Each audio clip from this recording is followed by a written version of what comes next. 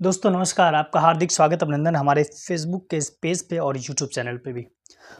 सबसे big boss से एक ज़बरदस्त खबर आ रही है क्योंकि अब हमने देखा भी और आप लोगों ने भी देखा होगा कि सीज़न के वीकेंड के वार में जब रवि किशन पहुँचा वहाँ पे, जो कि भोजपुरी फ़िल्में भी करते हैं और रवि किशन और एक वर्तमान सांसद भी हैं गोरखपुर के, ठीक है?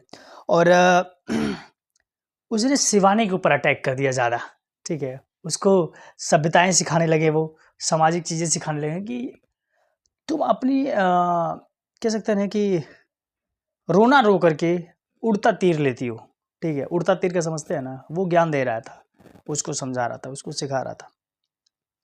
खुद की कहते हैं ना जब खुद के चरित्र गंदे हों, तो कभी दूसरे पे उँगली नहीं उठाना चाहिए।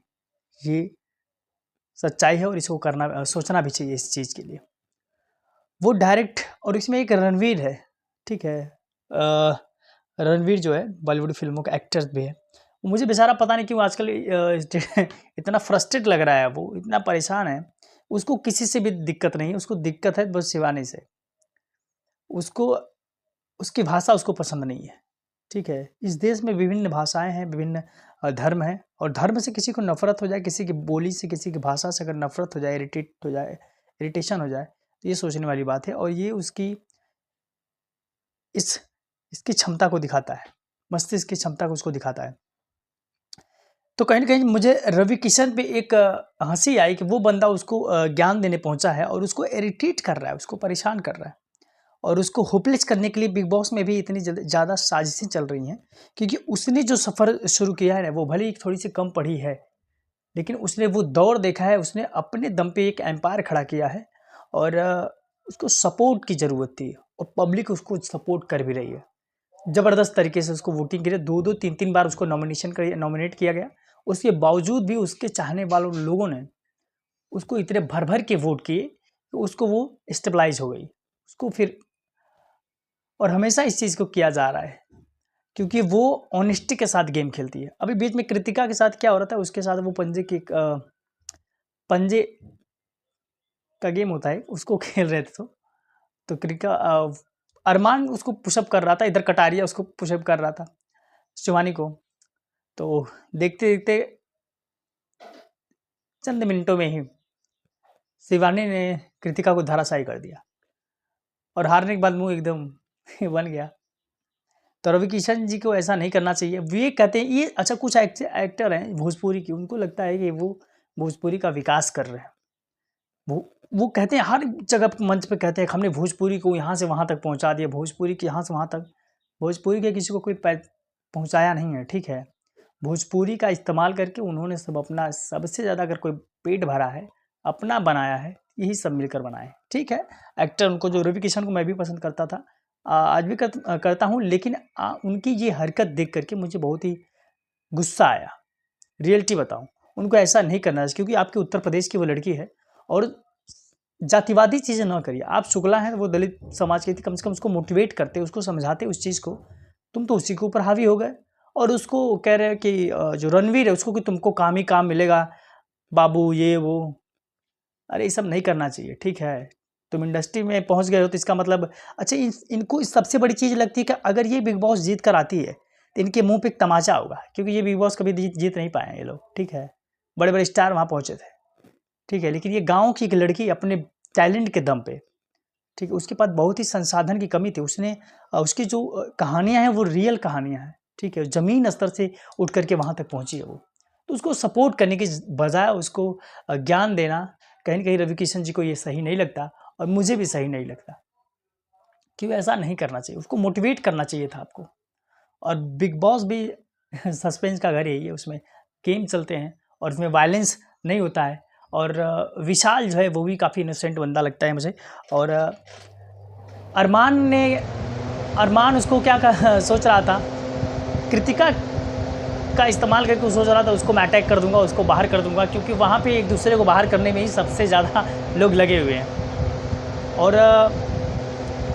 अरमान बार-बार उसको कैरेक्टर पे उसको उंगली उठा रहा है कि विशाल ऐसा है, वैसा है, कैरेक्टर लेस है, वो लड़कियों को गंदी नज़र से देखता है। वो सब एक मज़ाकिया अंदाज़ में सब बोले थे और उसने उस बात को सॉरी भी बोल दिया। उसको बहुत बड़ा मुद्दा नहीं बनाना चाहिए था पायल जो है वो भी जब बिग बॉस से निकली उसके बाद जाकर के वहाँ से भर भर के शिवानी के पीछे पड़ी थी, क्योंकि उन सबको पता है कि अगर ये लड़की अगर रह गई तो कहीं ना कहीं उन सब के लिए मुसीबत की घड़ी बन सकती है और समस्याएं भी उत्पन्न हो सकती हैं। तो बिग बॉस मैं पहले उतना नहीं देखता था, लेकिन जब सिद्धार्थ वगैरह उस टाइम उस शो में थे तो उस टाइम भी देखता था मैं, अच्छा लगता था।